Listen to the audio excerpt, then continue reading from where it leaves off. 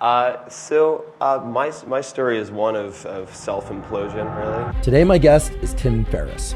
He's one of the most celebrated and decorated, successful digital creators of our time. Best-selling author, Princeton University guest lecturer. My senior thesis almost killed me. It's called The 4-Hour Workweek, Escape 9 to 5, Live Anywhere and Join the New Rich. And the only reason I took my finger off the trigger was thanks to a few lucky coincidences. And it must be good because it was #1 on the New York Times bestseller list for like forever, or like 15 damn months. We're just waiting for you to tell us who you are. My mom got the postcard, and she called me with a very shaky voice and asked me about it. There is no darkness without the light, and that the light can come afterwards. And it does always come afterwards.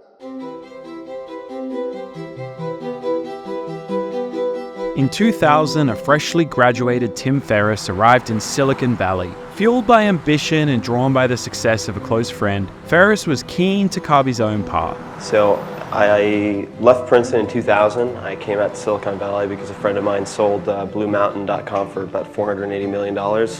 Seemed like a good adventure to chase. He began his career at TrueSand Networks, a thriving startup in the data storage sector. Like many companies in the Valley, it was rapidly expanding. Yep, had the desk in the fire exit. Very much not up to code.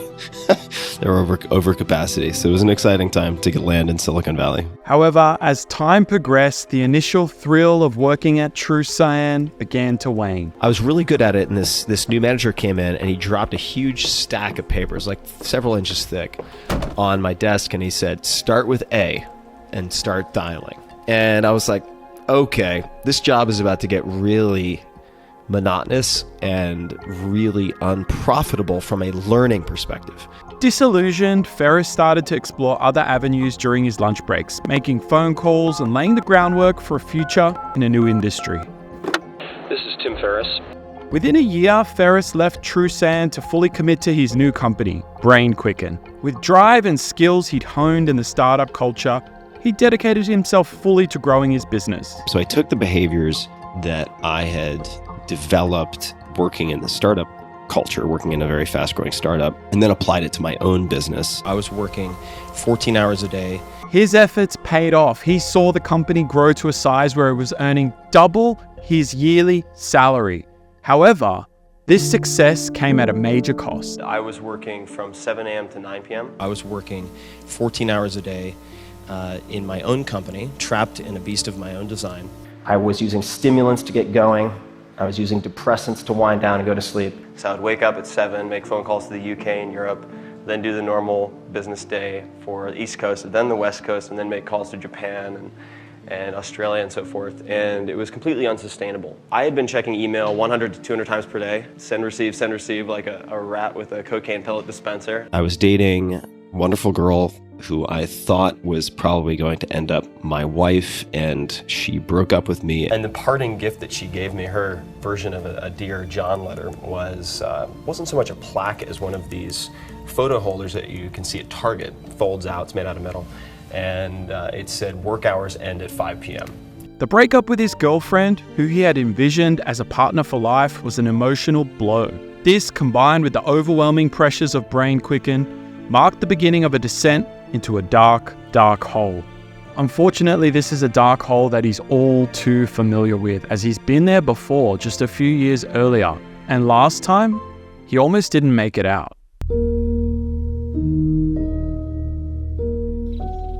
5 years earlier, in 1999, while still a student at Princeton, Ferriss was a picture of ambition and potential. Intelligent, driven, and seemingly on the path to great success. However, this period of his life was about to be marked by a series of 3 devastating events that would push him to the brink, teeteringly dangerously close to the edge.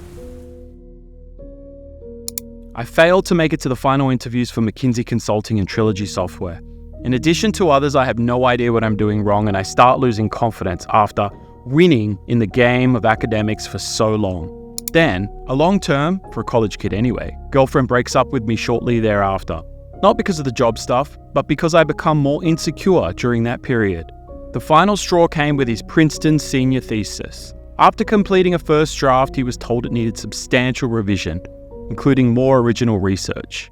What this meant was, in practical terms, I didn't think I was going to be able to finish the thesis before graduation. And I'd been a very good student up to that point, and I felt like this was going to destroy the accomplishments and the record that I'd worked so hard to put together starting towards the middle of high school. It was so merciless and such a demon on my back that at any given time, if I scored, just even metaphorically speaking, 99 out of 100, the only thing that mattered was the one thing that went wrong. And how could I be so stupid or so lazy or so inept or so blind to get that one thing wrong? And I remember exactly where I was about a week and a half later.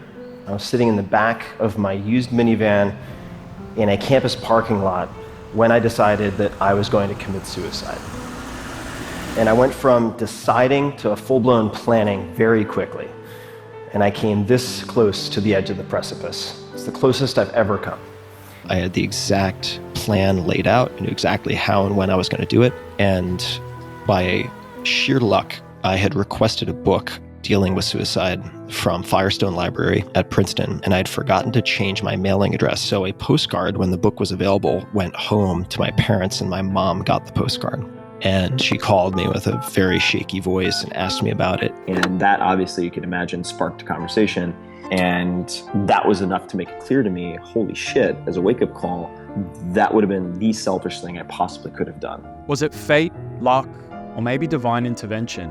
Whatever it was, Tim's life was spared that day.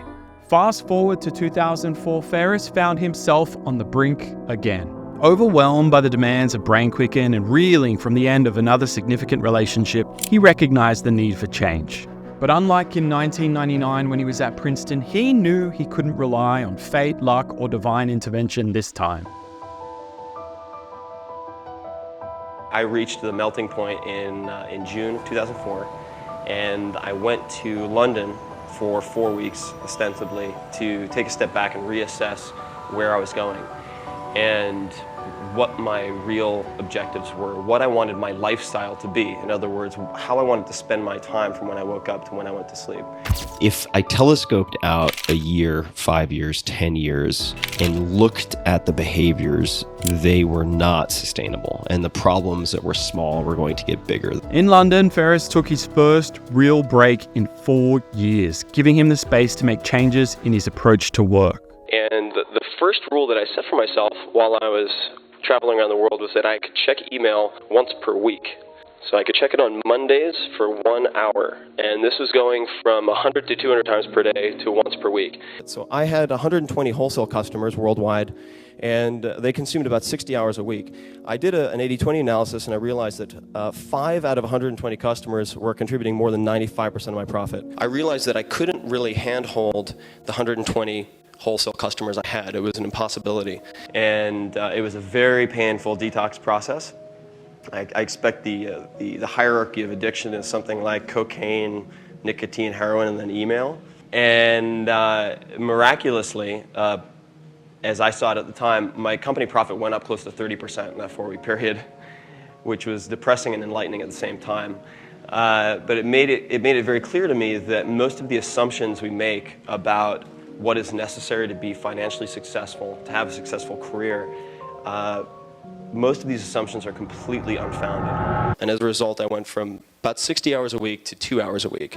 Tim had made a profound realization. Income has no value without time. What good is doubling your salary if you have no time or no body to appreciate it with? Enjoying his newfound freedom, he extends his 1-month trip in London for a little while longer. So rather than spending 4 weeks in London, I spent 15 months traveling around the world, outsourcing and automating my life and seeing just how far I could push the effectiveness of my life and work as opposed to the efficiency. He begins to actually live his life, seeing the beauty of the world.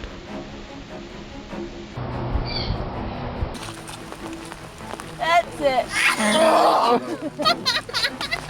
This transformative period became the foundation for his groundbreaking book, 4-Hour Workweek. It was number 1 on the Wall Street Journal bestseller list, the New York Times bestseller list. The book, which challenged the conventional notions of work and success, encouraged people to use technology to claw back their most precious asset, time. So I'm not proposing that people lay on a beach rubbing cocoa butter on their stomachs for the next 20, 30 years, is to simply reclaim their time, which is a non-renewable resource, unlike income, Right. and then to apply it to the things that are important to them.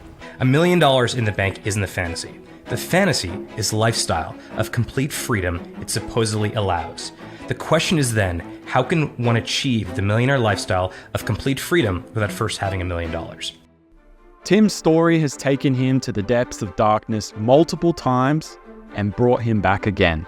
It highlights even those people who seem ultra successful and put together can be battling their own internal demons. And just the simple task of asking someone if they're doing okay could potentially save their life. It's also a powerful reminder that the greatest wealth we can possess is time. Time to enjoy life, have time to pursue our passions, and most importantly, spend it with the people that we love.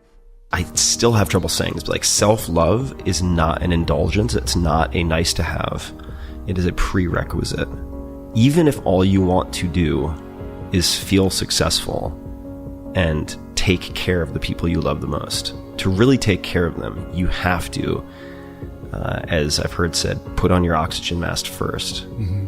And if you don't do that, like you are also shortchanging your ability to care for other people completely.